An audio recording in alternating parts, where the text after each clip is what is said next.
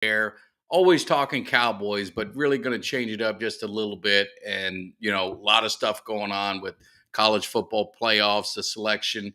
And, I'm living in Florida. I'm a Miami Hurricane.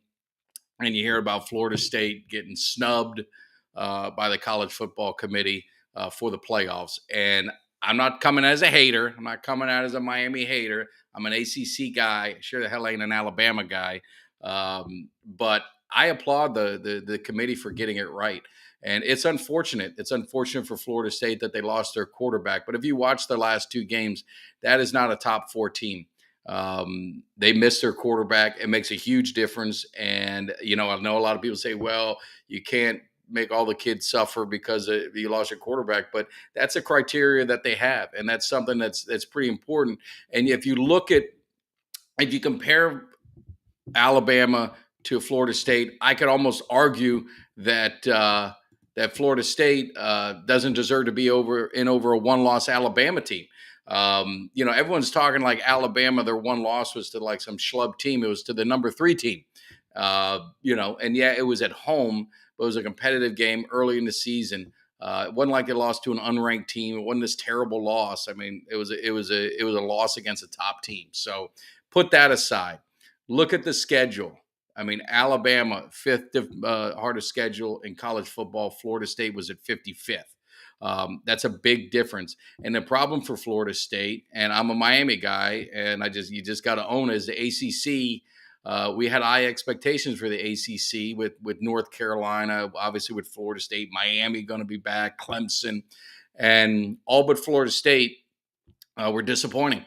Miami wasn't what we thought they were going to be. They got 5 losses. North Carolina had bad losses. I mean, Louisville was predicted to be near the bottom. They end up being ranked. But if you look at their team and you look at who they lost to I believe a 3-win Pitt team.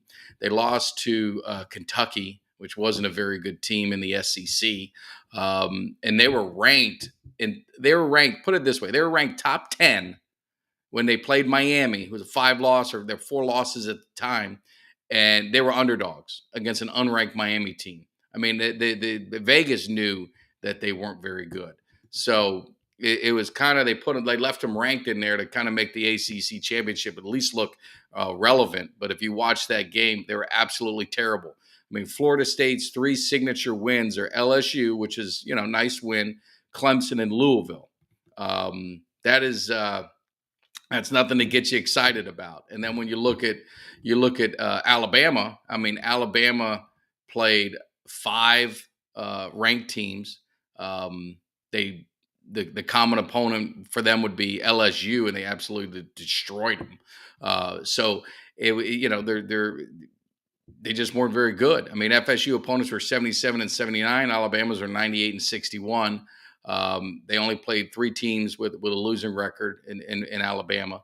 Alabama, again, had 4 wins against top 25 teams, including the number 1 team. And that was the big difference. I mean, they beat Georgia on a neutral site, but you could say neutral site, but it was in Georgia. It just was in Atlanta. And I think they beat them convincingly. And if you're looking at the 4 teams in the playoffs, I think they got it right. I think they got the 4 best teams for the matchup. And like I said, it's unfortunate for Georgia. Georgia's only loss came at the end of the season. They were ranked number 1. They say, well, why did they drop out? Well, they lost to Alabama.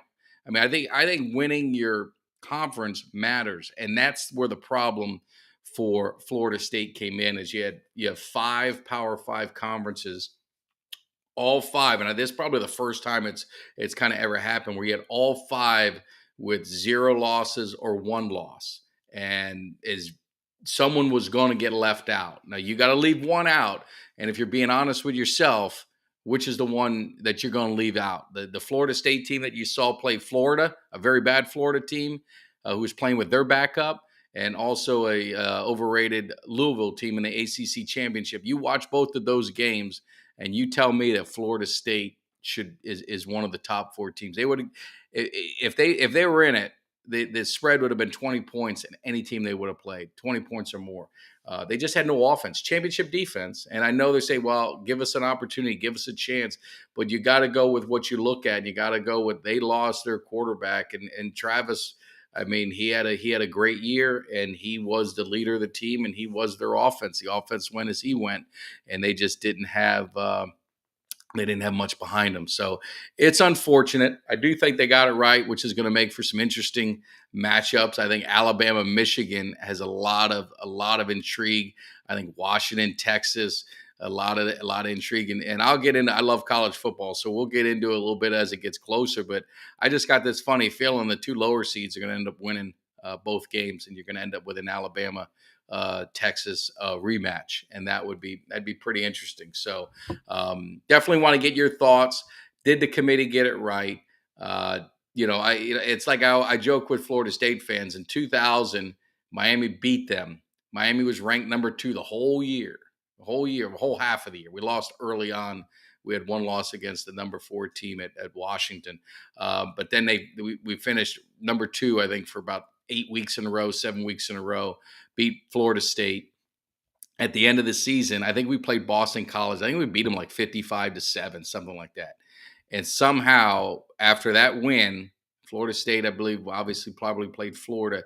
They put Florida State ahead of Miami. So Florida State goes into the BCS championship game and loses. Miami easily would have blew out Oklahoma. No question about it. They would have destroyed them and cost Miami national championship. I didn't see any Florida State fans crying foul and saying, well, how are you not putting Miami in over Florida State? They all cheered, and they all jumped up and down. So, it happens. It's unfortunate life isn't fair. So you just got to own it. You get to play Georgia, so you can prove to the world how relevant you should be. But unfortunately, honestly, with college football and the bowl games, unless you're in the playoffs, they don't matter. Florida State, they've got a lot of good guys on the team. None of them are going to play in the bowl game.